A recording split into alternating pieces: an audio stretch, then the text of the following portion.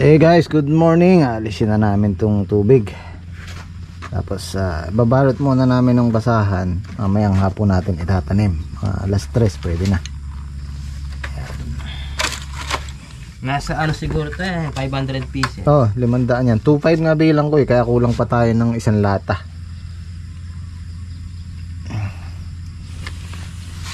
Ayan, balot natin sa basahan. Tapos baon muna sa lupa. At mamayang hapon pwede yan.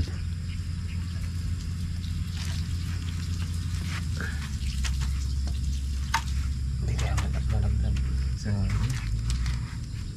pangalang basahan. Meron ako doon trek. Ayan, ibaon mo sa ibaon mo muna dito. Maganda yung buto ngayon niya, malaki. Naku, hindi kakasya sa basahan, no?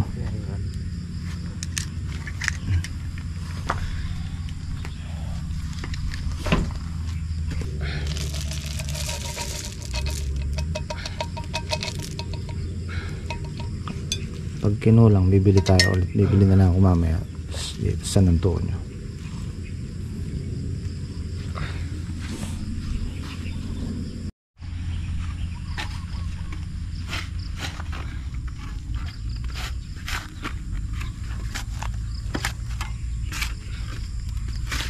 Okay na ito.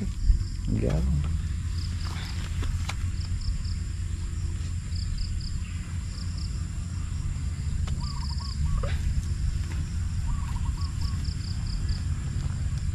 Ito yung isa nyo. Takpa mong konti.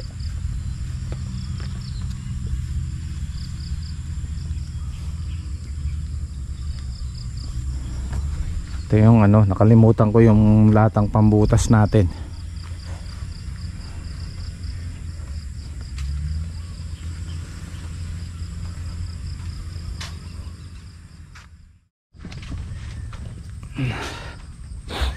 Wala, bumili pa ako ng fruit cocktail para makakuha ng pambutas. Ay, magsasala tayo? Oo.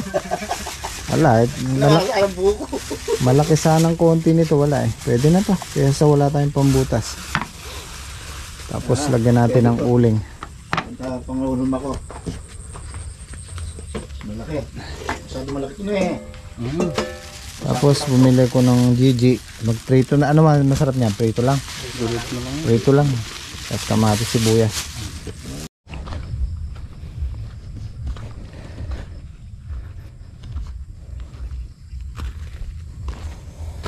Yan, okay na yan. Madaling umano yung ugat. Kailangan buhagag yung lupa.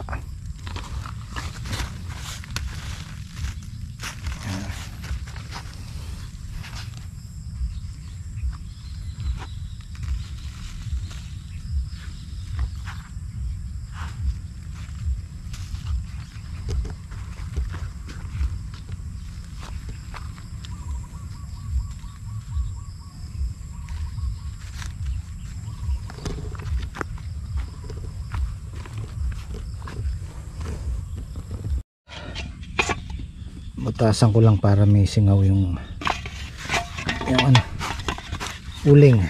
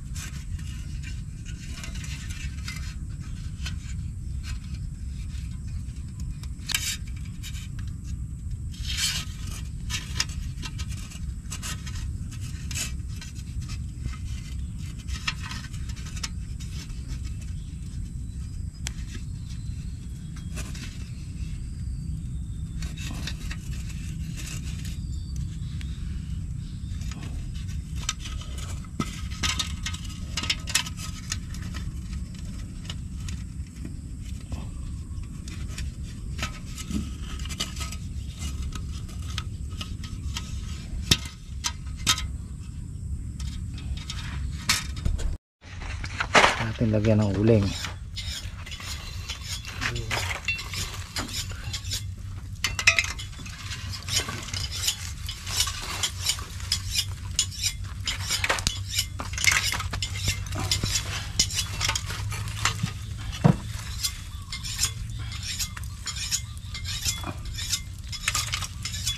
Gamatan mo na yun. Sige na mo niya. Tama na mo na yun. Tupunan mo yun, bayang magbaya pa si Bayo. Pero may lighter kayo. Yung kilo balen eh. Ikot mo muna sa kubo trek. Teka, huwag mo muna lagyan.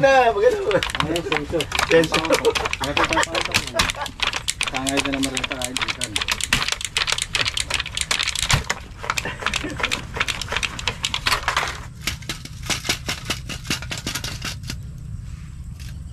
No, ikot mo niya. Ganun sa kubo. Dati po swerte.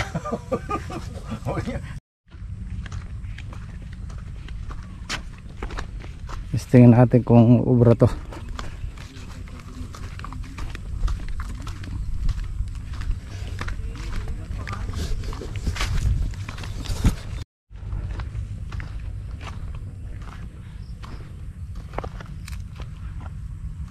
May tubig pa no trek. Basa-basa pa eh. Yan.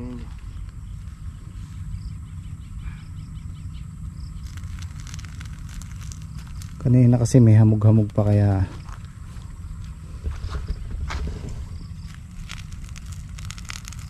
oh, basa pa ilalim ano.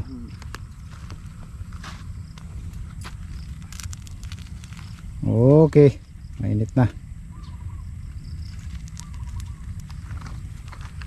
Ayan, mabilis-bilis. Yun.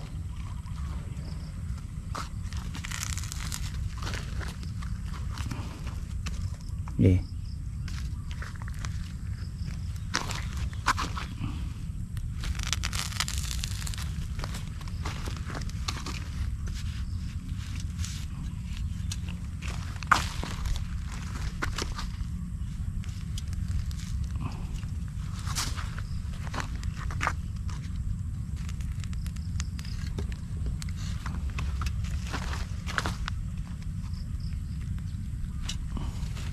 Yun. Yun. Bilis-bilis.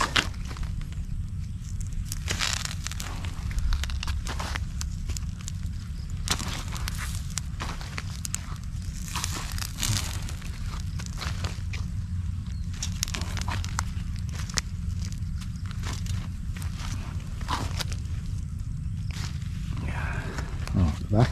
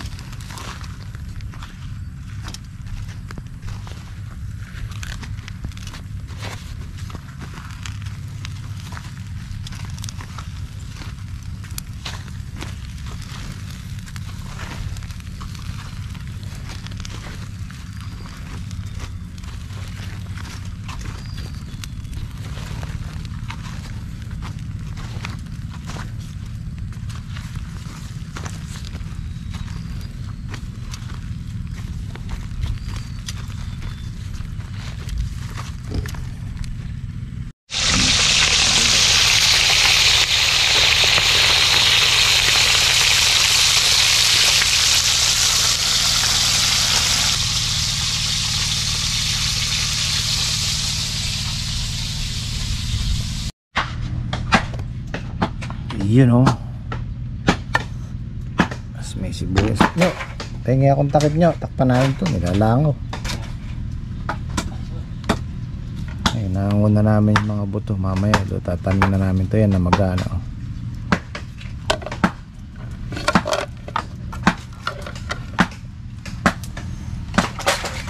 Ano?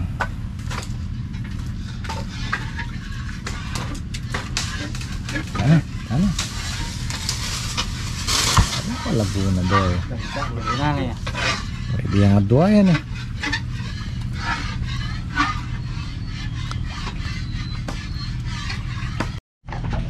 Oh, kain po tayo, kain. Giant na Gigi.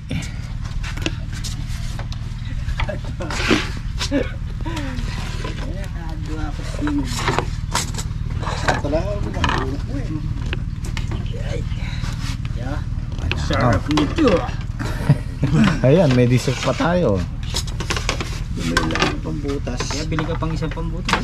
Isa pa yung malaki. Ubusin niyo muna yan. Kamahal ng pambutas, ano? Okay na.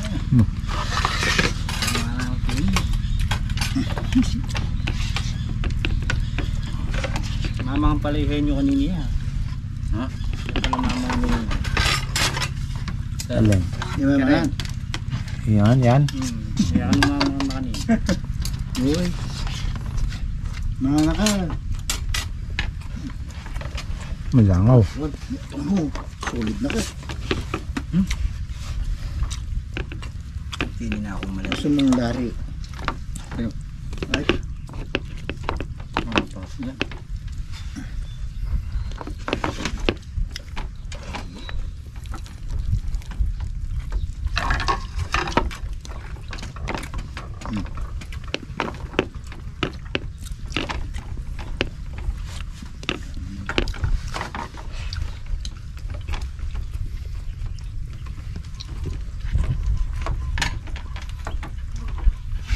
At dagat tura nakadungos na niya mamalipin. Tagida na. Pwede na tayo magtanim. Medyo makulimlim pero mainit ang singaw ng panahon.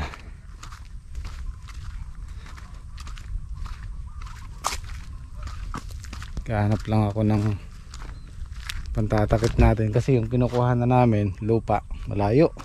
Ito okay na to eh. May lupa, nilagyan namin ng lupang malambot, yung buhaghag. Diyan natin lalagay yung buto.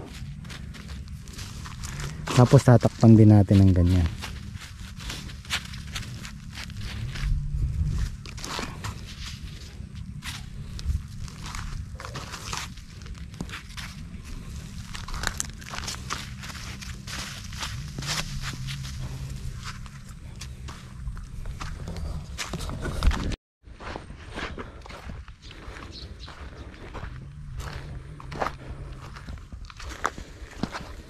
Ayan, ganyan lang siya kababaw. Tapos tatakpan natin.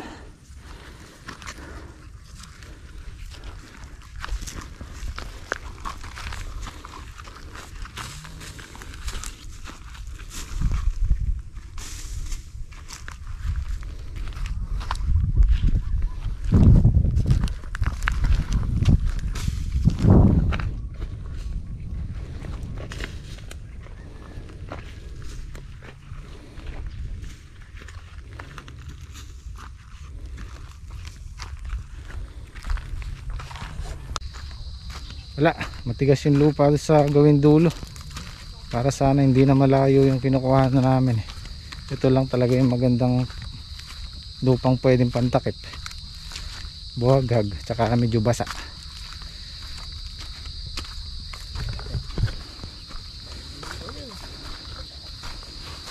Ayan o, pino.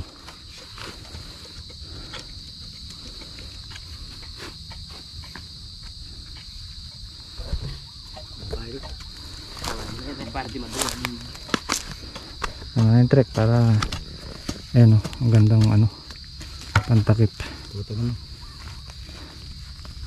Parang garden soil.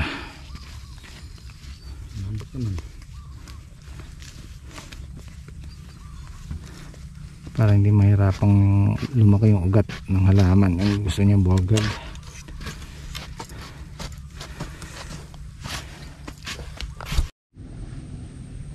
Ito yung buto namin, mahigit ng nangalahati. yung kalahati ang natam na namin. O bibili na ako ng maliit na lang pang backup, pang ano, pang hulip, para pag sakaling merong namatay, meron tayong pang backup na nakatanim na, tubo na, hindi na tayo maghahabol.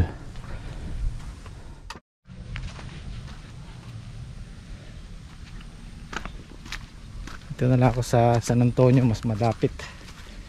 Actually yung bayan namin, yung Cabiao, mas malapit. Kaya lang ang problema kasi yung daan niya paikot, iikot pa tayong ganon. Di kagaya dito sa San Antonio, diretso lang siya. Ay.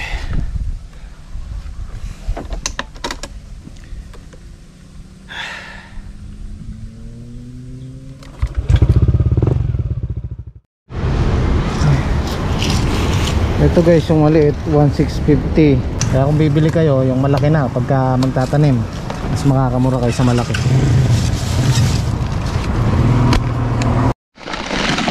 Yeah.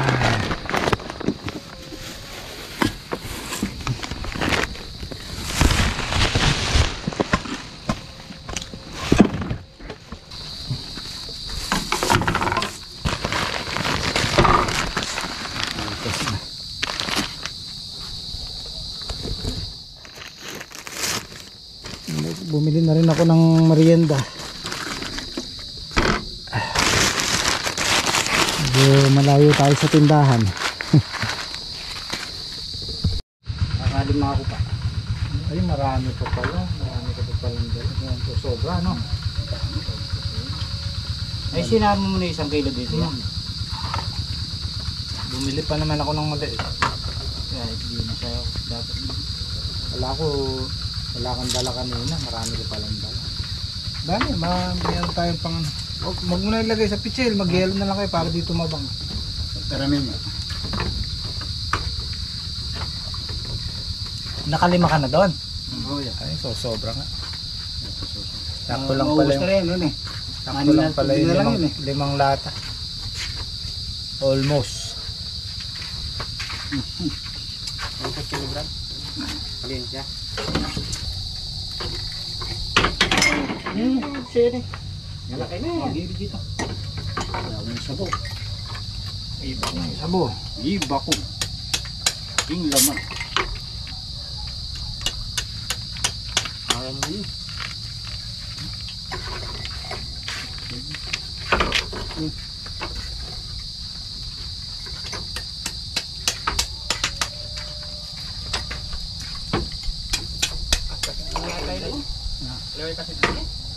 Pero ginalibre na paretang kain, paretang kulang. Luna ya. Eh kaya kasi arit lang yan, nala akong float eh. Sabi natin yung binibeken. May dala yan, mga tatlong tray. Meron.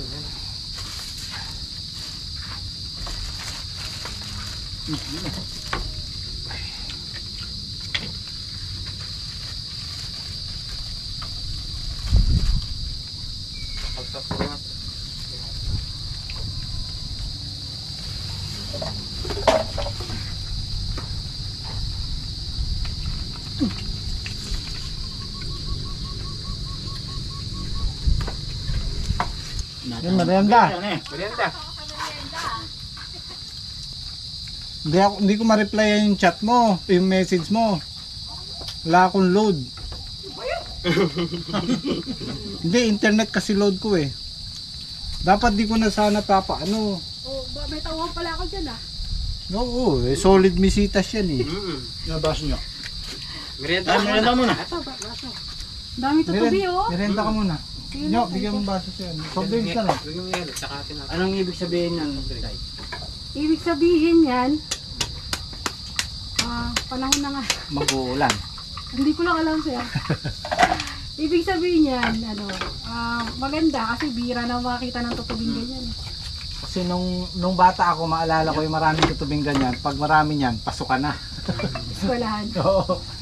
Yung bata, ngayon wala na. Maraming na nga yun ngayon. tumabi ka dito. Tinapay ito yun. Yan. Ito lang ba dineliver mo talaga? Hindi, galing ako nga sir, Santa Isabel. Oo, ala ko ito talagang diniliver Ano mo. po, schedule ko lahat ng mga balasi kong sa 20. Para isang biyahe nga lang ano. Ayan, binigyan pa tayo ng, ito yung kakulangan ng delivery niya. Hindi ko na sana papa-deliver kasi wala na tayong pagtatamnan. Ay, pwede yan panghulip. At binigyan niya tayo ng papaya. Ayan, itatanim natin dito sa kilid ng kubo. Si Kasidling, yan ang business niya. Nagpupunla siya ng mga gulay. At ang sabi niya sa akin, yung pagbabad daw ng buto ng ampalaya 24 hours. Ibig sabihin magdamag maghapon siya nakababad. Sa amin magdamag lang. Sabi niya para daw siguradong tumubo yung ampalaya. Pagka babad ng 24 hours babalutin ng, o kaya dun sa lata lang mismo aalisin lang yung tubig, tas hahayaan lang natin ng mga 2 to 3 days yung tinatawag naming palulutikin, tsaka daw itatransplant sa lupa. Sana itong bagay kami naman lagi naman namin ginagawa to, kasi nag-aano yung mga gulay, kumbaga nag-i-evolve, nagbabago. Kaya yung mga farmer na sinaunang farmer, yung mga kaalaman nila noon medyo hindi na applicable ngayon, hindi na, ibig sabihin hindi na advisable ngayong 2023. Merong maraming pagbabago. Sana yung ginawa namin umubra. Dahil nung nakaraan, yung huling tanim naming ampalaya, ganyan din ang ginawa namin. Pero mas mainam yung makinig tayo sa expert. Yan ang hanap buhay nila yung tanim ng gulay, i-tray nila, ilalagay sa seedling tray. Siyempre kabisado nila yon. So next time ganun ang gagawin natin. Medyo natakot lang kasi kung nang ibababad ng 24 hours, parang baka ako mabulok yung buto.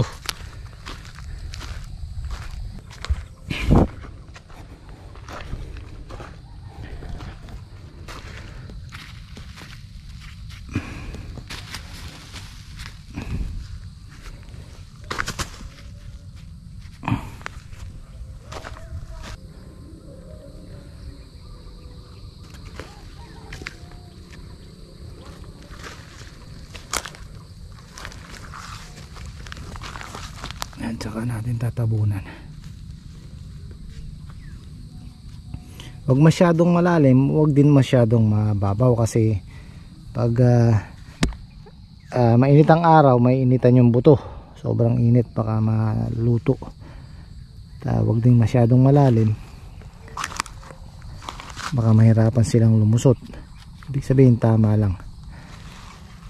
Kasi pagka babaw naman yan, sobrang babaw, umulan, lilitaw na yung buto.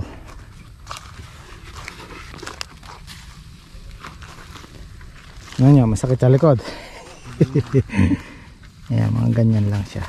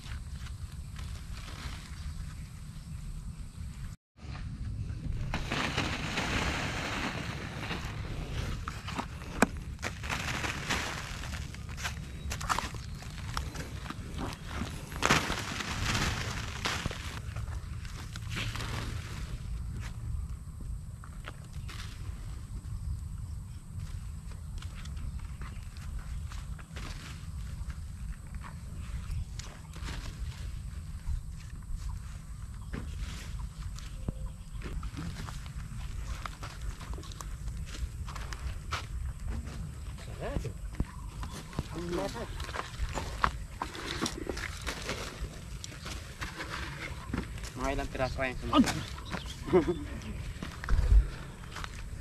Meron tayong sumobra sa limang panghulip.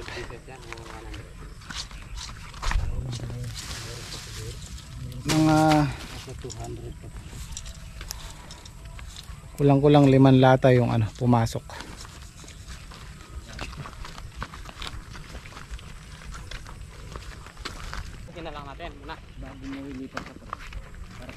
So bukas pwede na namin lagyan ng alambre ito, kaserga.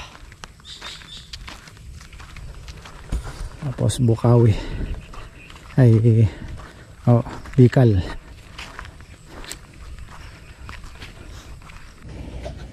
So itong natira lalagyan namin sa tray para panggulip.